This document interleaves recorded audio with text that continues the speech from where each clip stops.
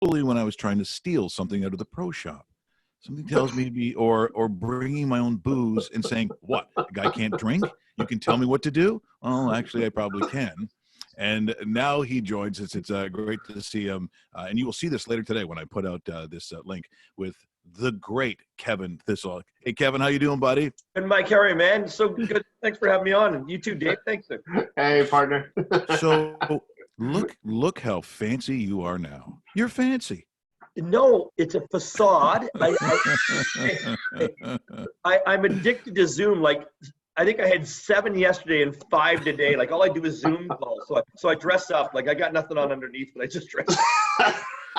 You should try that with the golfers when they're on the course. Are we going to like Zoom guys while they're putting and, interrupt them, say, hey, I was just wondering, I noticed your stance. You seem to be really hunched over. You want to relax on that. Go ahead, fellas. That's right.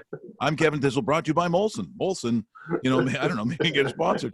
Well, congratulations, because I know, as I said, I think Angus Glenn was the first time that we had met. Yep. And then you had gone out west for a period of time, which is never a bad call. That's good. Yep. The heart we have, both Dave and myself, obviously having been out there, and then you come back to now. Explain. So the CEO of the PGA of Canada, explain to people what exactly that is. Yeah, so the PGA of Canada is all the golf professionals across Canada. So we have 3,600 members. So I hate to use the word, but I always say it's like a union of golf pros, right? So what we do is we take care of their education, we take care of employment, we take care of all the golf tournaments, that kind of stuff. And it's kind of neat because with 3,600 members, we're the third largest in the world and we're the second oldest. So kind of neat, little stat. Yeah. Yeah. Now, so when, for instance, guys want to go for their card or those kinds of issues, that's under your jurisdiction? Yeah, not the PGA Tour, of course. That would be under the PGA Tour, but the RBC Canadian Open is through Golf Canada, one of our biggest partners, of course. But when someone wants to get a card, like Angus Glenn, we had 17 golf pros actually back then. They have to be employed in the golf business. They have to shoot a certain score. Like when I was young, they called it getting your A card. You had to shoot like 76 or better on one given day at a golf course, sort of thing. So and they would tell you what day, what golf course, that sort of thing. Now it's a little different. We're bringing some new rules in, but yeah, you get your card, which is good. That's good terminology. Look at you, big golfer. Exactly. Well, as I said, I not only steal golf clubs, but I steal knowledge. It's just, anything to do with stealing, count me in. Yeah. Now, the other thing too, of course, is in the big question for people locally here. We're broadcasting out of Mississauga. Yeah. People want to know when things are going to open. Now, that is not something that you have control over. Is it like, where does it sit for you at this stance on the opening of golf courses? Yeah, so it's amazing because even about, I'm going to say 5-6 weeks ago, one of the medical officers told me they looked around May 24th. And I don't even know how they could predict that date that far back. But I've been telling everyone, I said, I was always told there was going to be an announcement around the 12th, 13th, 14th of May. And that we'd probably open around the 24th. Well, today, if they put the lockdown for 2 more weeks, doesn't matter. They can't let us golf because 7 provinces are already open, and it's just Quebec, Ontario, and Nova Scotia that aren't open. So everyone else is open, and rave reviews because golf, social distancing, right? We can walk down the fairway and forget 6 feet. We say 20 feet away, and it's contactless. It's like there's this thing called the internet or something now where you can pay online, and you pay before you get there. You don't even have to go in the pro shop. So it's one of those things where I guess we're lucky because if you're playing baseball, basketball, you share a ball, right? So if we're playing baseball or soccer, even you're using one ball. We're in golf. I have my own clubs. I have my own golf ball. Whatever. Sure, every time you come back with a pull card or a power card, you've got to sanitize it, but that's simple, and we're set up for that. So I'm going to say, I guess it was a longer answer, but that's me. But I think around the 24th. Yeah, it makes a lot of sense because even in our area, Kevin, and good to have you on the show this morning. I am seeing at a couple different courses nearby me, they're starting to take down the fences. So you're looking at, there are maintenance crews on the actual courses. Yeah. So something is brewing, and I look forward to this announcement. I think it can't come fast enough. Exactly, because everyone's pent up. I mean, we didn't want to play yesterday with all the snow. We don't want to play maybe today, and that's probably a silver lining because, you think that people want to be open for the long weekend, but I think Ford made it, he made it pretty clear. He can break his own rules, but the rules are that I think the long weekend, he didn't want people in parks, sure, not just a park, but, sort of camping. He doesn't want everyone on the golf course right now because he doesn't want to, the good that they've done, he doesn't want to undo any of that. So I've said for a while too that I think the long weekend, forget it. I heard rumors it could be the 19th right after the long weekend, but we'll see. But I think we're getting very close. And Ford even says he's hearing the lobbyists, he's hearing the lobby moves, and we'll be patient. We'll be open sooner than later, which is a great thing. We're in conversation with Kevin Thistle. He is the CEO of the PGA of Canada here on Newstalk Sauga 960 Raw. Mike Richards. And I guess when and Dave just moments ago read about the famous or infamous Crocodile Rock, which now is going to be out of business. And there's going to be a lot of that industry that just, unfortunately, in that service industry with bars and restaurants, it's going to be very sad to see how many just literally got their heads chopped off. It's a difficult time now for golf courses, and this industry in particular. Have they sort of, I'm not saying sidestepped, because obviously there was time to golf beforehand, but if you get golf in, let's just say within a matter of 10 days, I'm just throwing that out there, that you'll get most of your golf season. I think the golf courses, they probably will do okay. What would you be perspective on the health of the golf courses themselves? Yeah, good point. That's what we always said. If they can get open by around May 24th, like we said, the other provinces are open, most of them.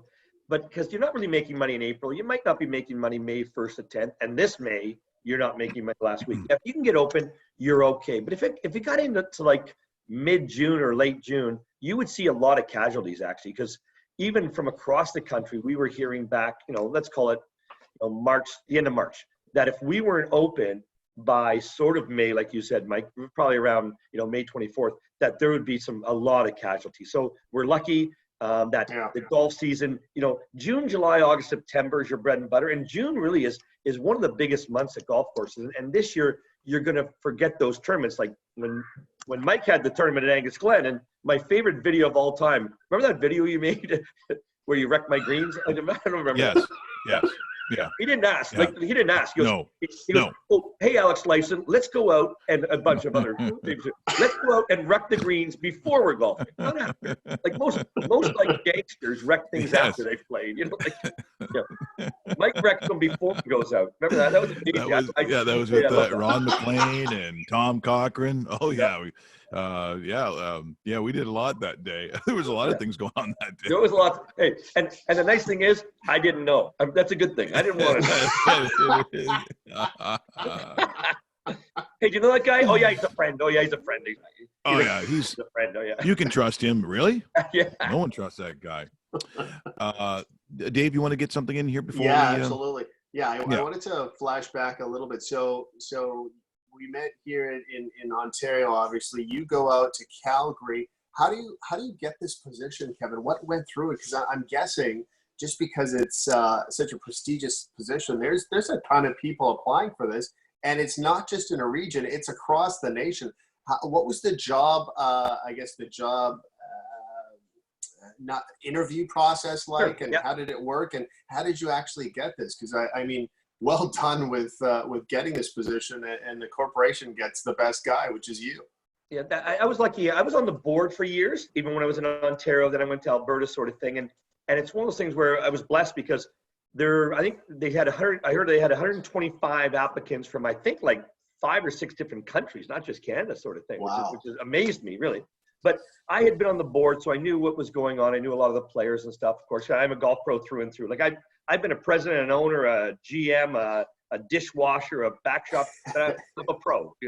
Please, I'm a pro, and through and through. So it was one of those jobs I really wanted because if I didn't take it now, or if I didn't get the job now, I'd be dead by the time it came up. So the process was, first of all, you got to go through the whole resume thing, the stage. But it was in the interview process where I said to them, I've said this a couple times. I said, you know what? I want to be collaborative. Like, across the country, we weren't really speaking with each other, and I was on the board, so it wasn't like anyone's fault. And I just wanted to make sure that every zone and every province and every association across Canada, we're just speaking. Like, golf is a small business, and it's not like the 90s where you just opened up and people flooded it, and every golf course owner, every pro made lots of money.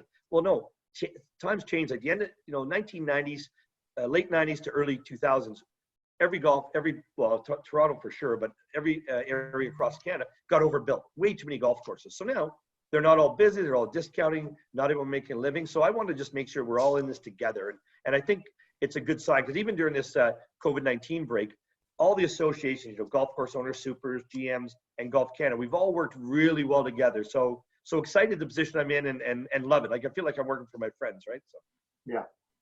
Well, and that's an interesting point you bring up, Kevin, because there is probably, I don't know if it's a bit of a misnomer, but people, and maybe because of the relative wealth that seemed to be made in owning a golf course, that just because you open one doesn't make you rich. In fact, it might be the opposite now. And I think that's the challenge of having a golf course, is there's a lot of them out there.